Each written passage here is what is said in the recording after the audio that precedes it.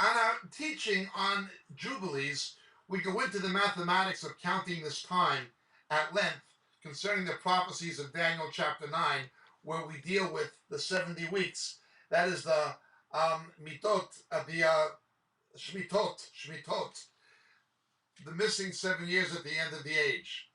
Right now, the age of the church, which broadly corresponds to, but is not equal to, the time of the Gentiles, occurs between the 69th and 70th week of Daniel, largely. So the time of the Gentiles, let's say, is between the 69th and 70th week of Daniel. The 70th week is the last 7 years.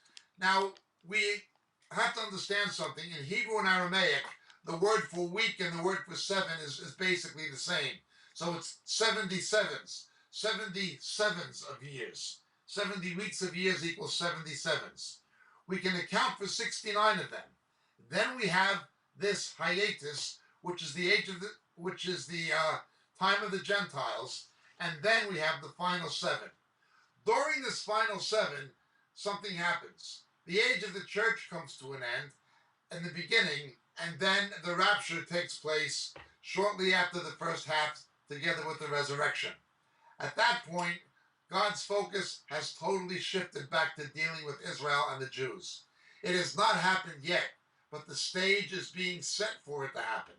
Now, we see the stage being set for it to happen in various different aspects, one of which is Romans 11, the increase in the numbers of Jews being saved in the last 25 to 35 years.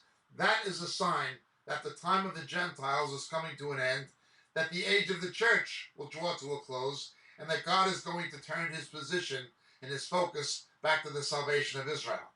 Another is the rebirth of the nation of Israel and itself, and as importantly, if not more importantly, the unification of Jerusalem in 1967. Jesus spoke of Jerusalem being trampled down by the feet of the Gentiles. Now, it's still trampled down by the feet of the Gentiles because of the Temple Mount.